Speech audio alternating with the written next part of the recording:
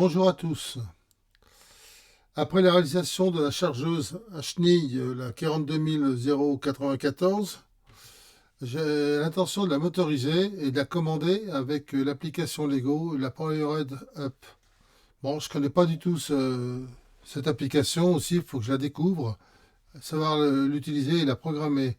Donc je profite de cette occasion aussi pour faire des vidéos sur cette application et comment on doit l'utiliser. Donc je vais commencer une première série, une première vidéo, avec tout simplement s'entraîner à commander un moteur avec des boutons, etc. Voir comment cela fonctionne avant de tout mettre ça en place sur cette chenille. Tout d'abord, examinons l'écran principal. Donc en haut à gauche, on a deux boutons, un qui permet le retour de page, l'autre la connexion avec le module Lego. En haut à droite, on a un premier bouton qui permet d'aller sur une seconde page où on peut créer notre propre bouton, notre propre interface d'utilisation. Et puis le bouton on-off qui permet d'arrêter l'application directement sans passer par des boutons auxiliaires qui sont sur la page d'après. En bas, on a différents onglets donc, qui permettent d'aller dans des blocs pour retrouver tous les modules qu'on veut utiliser. C'est-à-dire que déjà, on a le bloc de séquence. Ensuite, pour les capteurs, les moteurs, les contrôleurs, le son et lumière, les opérations, et puis pour faire ses propres compositions d'icônes ou de modules. Maintenant qu'on a vu toutes les fonctionnalités de l'écran principal, on va passer au premier essai qui consistera à la mise en route d'un moteur. Donc pour ça, il nous faut deux modules. Un premier module qui nous servira de démarrage du moteur, et puis un second module qui s'occupe de la gestion du moteur. Alors dans ce second module, on a deux variables à rentrer. La première est celle du port de sélection où est connecté le moteur. Et la deuxième, c'est une variable de la sélection de la puissance du moteur. Le moteur, il peut aller de 0 à 100 ou de 0 à moins 100 suivant le sens qu'on veut l'utiliser. Donc maintenant, on va passer sur la tablette pour réaliser cette petite application. Sur la tablette, donc on va commencer par créer un petit module, le premier module. Donc on va le renommer, on va tout simplement l'appeler test, tout simplement s'il veut bien, voilà. Test moteur, on va dire.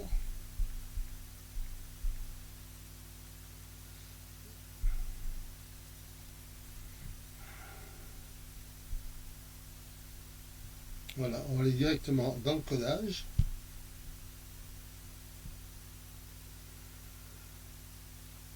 Et on va commencer à créer. Alors, donc la première chose qu'il nous fallait, c'est un module de démarrage. Voilà. Puis il nous faut un module de moteur. Donc on prend le premier qui nous vient, tout simplement ici. Bon, d'office, il nous a déjà mis le premier port à utiliser. Donc moi, il est bien programmé sur le A. Et puis on reste à la vitesse, la puissance de 50%. Maintenant, il nous faut mettre en route le module. Donc, on va l'enclencher.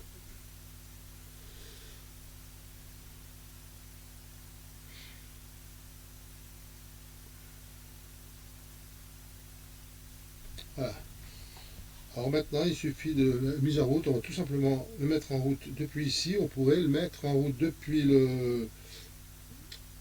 Ah, il vient pas.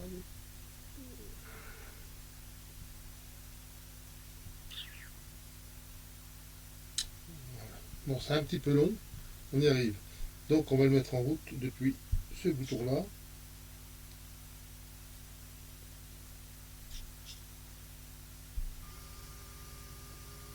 Voilà, donc on voit le moteur tourne et on va l'arrêter avec le bouton en haut à droite. Voilà, ça, c'était notre premier essai. Maintenant, on va rajouter un bouton de commande pour la mise en route du moteur. Et ce bouton sera accessible depuis l'écran interface de l'application.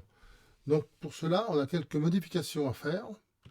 Entre autres, on doit modifier le bloc de séquence de démarrage qui lui doit comporter maintenant une condition vraie si on appuie sur le bouton. Cette condition, elle est créée par le bouton et on doit lui indiquer naturellement l'adresse spécifique du bouton. Dans notre exemple, comme ça sera le premier bouton que l'on va créer, ça sera l'adresse 0. Puis naturellement, on rajoute le bloc de gestion moteur qui, lui, ne change rien dans ses variables. Maintenant, on va passer sur la tablette pour réaliser cette application. Bien, maintenant on revient à notre application et on va créer notre premier bouton. Donc, on vient sur le panneau suivant.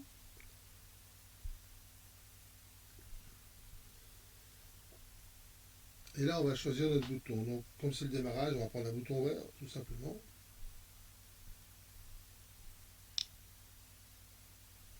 Alors, on voit que l'adresse, donc il faudra lui attribuer, ça sera l'adresse 0. Donc, on n'oublie pas de reverrouiller notre écran. On passe en mode codage. Voilà. Et maintenant, on va ajouter notre module pour le bouton. Donc, on va d'abord changer ce premier module. Donc, celui-ci, on va le mettre à la poubelle. Et on va prendre le suivant, qui est ici. Et là, on va rajouter le bouton qui va venir se mettre ici. Donc l'adresse, on ne la change pas puisque c'est l'adresse 0 qui était prévue sur l'autre. Et on va s'en tenir à ça. Donc la première chose à faire maintenant, c'est donc de pouvoir démarrer notre petite application. Bien, nous allons faire le test maintenant. Donc on va tourner sur la page de contrôle, ici. Et on enclenche donc notre bouton. Le moteur tourne. Donc pour l'arrêter, pour l'instant, on l'arrête encore de la manière classique avec le bouton général. Voilà pour cette deuxième petit essai. Le prochain essai, ça sera donc avec un bouton on-off pour arrêter et mettre en route le moteur. Comme on le voit, on peut donc démarrer le moteur à l'aide d'un bouton. Maintenant, on va rajouter un second bouton qui, lui, nous permettra d'arrêter le moteur. Donc l'application est légèrement à modifier, c'est-à-dire qu'en fait, on n'a pas grand-chose à faire, si ce n'est que de reproduire ce module, donc les trois modules, le bloc de séquence de démarrage, le bloc pour le bouton et le bloc pour la gestion du moteur. À la seule différence près, c'est que naturellement pour le bouton, l'adresse ne sera pas 0, mais elle sera 1, puisque quand on crée un bouton, les adresses seront automatiquement incrémentées de 1. Et puis, naturellement, sur la gestion du moteur, on ne laissera pas notre moteur à 50% ou 100%, on ramènera le moteur à 0%.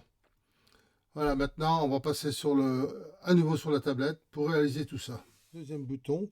Donc, en premier lieu, on va d'abord créer le bouton. On va décocher le cadenas, ajouter le bouton. On va prendre un rouge.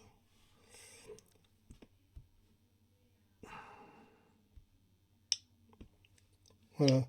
Donc, automatiquement, il a incrémenté l'adresse à 1. Donc, maintenant, on va revenir en mode codage. Et là, on va refaire notre schéma. Donc, on va reprendre ce module de conditions. On va reprendre notre bouton. Là, on va y indiquer l'adresse 1.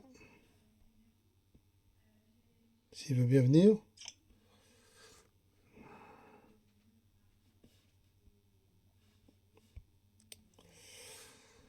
Puis, on va mettre le moteur.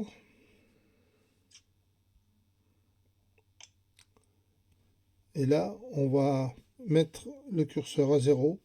Donc, on a la possibilité donc, de régler la puissance, comme je vous l'ai déjà dit, entre 0 et 100 ou 0 et moins 100 suivant le sens d'orientation du moteur. Voilà, tout est fait. Maintenant, on n'a plus qu'à mettre en application et tester l'ensemble en passant sur la fenêtre de l'interface personnalisée. Bien, eh bien, on va passer en pratique. Donc, on va se remettre sur l'écran d'interface.